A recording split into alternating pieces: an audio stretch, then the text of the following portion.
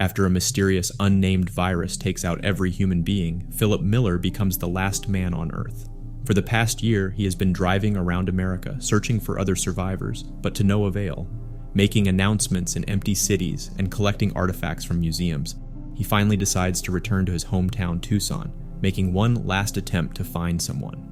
With no luck in his search, Philip settles into a gated community, claiming the biggest house as his new home. He decorates it with priceless artifacts, including famous paintings, a mat from the White House, a dinosaur skull, and Academy Awards. Each night, Philip apologizes to God for his past actions and wishes to see the face of at least one woman before his death. Despite the desolation, he finds solace in driving around in the numerous available cars. Living without societal norms, Philip indulges in impulsive acts like destroying cans in stores, bringing adult films home, playing racquetball with himself, and crashing cars for the thrill. Loneliness takes a toll on him, and his sanity starts slipping away. As time passes, he becomes nostalgic, missing his previous life, his mother, and the company of other humans. The grand mansion he resides in deteriorates into a dumping ground filled with plastic and cans, abandoned without purpose. He adapts to an animal-like existence, using unconventional methods for daily tasks, like using the pool as a toilet and bathing in a pool of margaritas. Seeking companionship, he befriends balls with names and personalities, talking to them to alleviate his loneliness. He even develops a strange connection with a mannequin, which leads to a breakdown when it gets damaged. Overwhelmed by despair, he contemplates ending his life on a nearby hill, but stops when he notices smoke in the distance. Following the smoke, he discovers a trailer inhabited by a person, and to his delight, he finds evidence of another person's presence, a bra left to dry in the sun. This discovery emotionally overwhelms him, leading to unconsciousness. When he wakes up, he sees a beautiful girl holding him in her lap. She seductively promises to fulfill his wishes and kisses him. Philip is enjoying the kiss before he wakes up and realizes he was dreaming. The girl in front of him is less attractive and older. She's performing CPR on him to bring him back. They pull away from each other, weirded out upon seeing another human after so long. Philip asks her where the beautiful woman is, until she points out he should be worried about his wet underpants instead. It turns out that he peed himself when he was unconscious. Even in a situation like this, Philip claims that he was swimming from the front side earlier, which is why his underpants are wet. He aggressively starts explaining that he did not pee himself, which makes the girl panic. She brings out a gun, asking him to stay away. Philip finally admits that he did, in fact, pee, and is embarrassed. After both of them calm down, they introduce themselves. The girl's name is Carol. She used to be an analyst before the virus and has been wandering around America after everyone died. She saw the Alive in Tucson sign and came here to see if she really is the last person alive. Although Philip had been dying to meet a woman, he isn't very excited to see Carol. She repeatedly corrects his grammar, doesn't understand his jokes, and keeps talking about irrelevant things. After talking for a while, they decide to drive to the grocery store.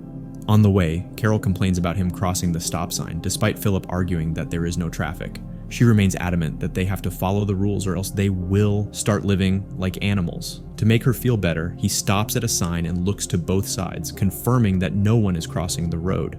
Her nagging doesn't stop when they reach the grocery store and Philip parks in the handicapped spot. They get into their fifth argument of the day, with Philip insisting that this imaginary handicapped person has a lot of space to park his car. When Carol still urges him to park somewhere else, he runs the vehicle straight into the store. Following that, she goes to take a tour of his house and is disgusted by the way he lives. He has 2 swimming pools, one filled with feces and the other with garbage. Carol also accuses him of stealing the paintings, even though he argues they didn't belong to anyone anymore.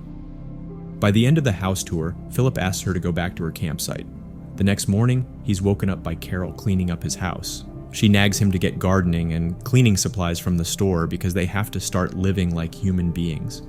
At night, Philip goes to his ball buddies and complains about Carol, even though he has only known her for a day. He feels like they are a married couple who desperately need to get a divorce. The following morning, things get worse for him as she moves into the house next door.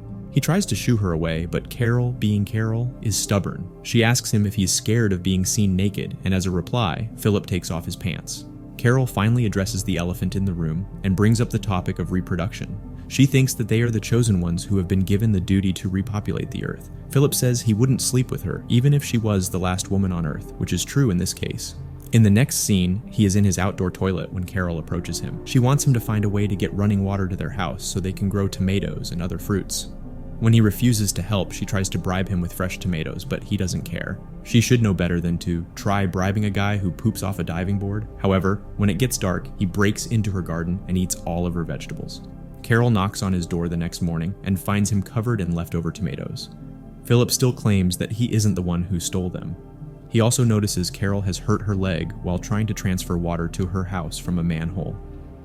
A few days later, she gives up on trying to live like a decent human. Philip finds her making an outdoor toilet in a fountain, copying his swimming pool toilet. Carol thinks that they might not be the chosen ones, but instead the forgotten ones who have no purpose in life. They are in no way capable of creating an entire human civilization when they cannot even arrange a toilet in their million-dollar mansions. Philip, accustomed to seeing Carol as an optimistic person, feels empathy for her situation. He takes the initiative to arrange a water supply for Carol's garden, which brings her joy. Grateful for his gesture, she invites him for dinner, where they enjoy an organic meal together. During the dinner conversation, the topic of sex comes up, and Philip expresses his readiness. However, Carol surprises him by insisting on waiting until marriage.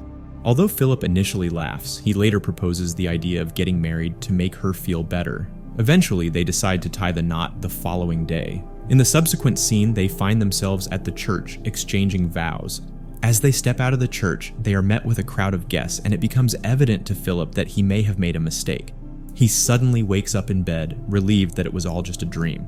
To reassure himself, he checks outside to confirm the reality of the post-apocalyptic world. Later, Carol visits Philip with food and suggests the absurd idea of electing the president through voting. Despite the futility of the notion, Philip humorously declares himself the president, and they share a unique meal of spaghetti and raisin balls. On the day of the wedding, Carol prepares decorations and a cake while Philip is assigned to get the rings. However, he gets distracted, engaging in a wild bachelorette party with his ball buddies, setting things on fire in a parking lot. Philip even bids farewell to the mannequin, expressing affection for his former inanimate companion. As the wedding approaches, Carol discovers that Philip failed to acquire the rings. Feeling that she is the only one investing effort into the relationship, she calls off the wedding. Philip tries to talk to her, but when she doesn't respond, he impulsively breaks into her house. To his surprise, he finds her house decorated and a cake with his statue on top. Feeling remorseful, Philip sincerely apologizes to Carol, admitting that he doesn't always appreciate her personality or cooking. Nonetheless, he acknowledges that her existence gives him a reason to carry on living. In an attempt to make amends, Philip takes Carol to a special outing. They visit a jewelry shop, and Carol is delighted to acquire all the rings she desires. They proceed with a heartfelt wedding ceremony, officially becoming husband and wife. Later that night, when they make love, Philip's expectations differ from reality. Carol's talkative nature, accompanied by her peculiar remarks, surprises him. The next day, they bond further, engaging in various activities as Philip usually does. Their day includes playful antics like setting each other on fire, running a bulldozer over beer cans, and confronting Philip's ex-girlfriend, the mannequin. When Carol defends her husband from the mannequin's advances, Philip appreciates their union. As they drive back home, a sudden collision with a limo leaves Philip astonished. A beautiful woman emerges from the limo, causing Philip to question his contentment with his marriage to Carol and ponder the possibilities that lie ahead.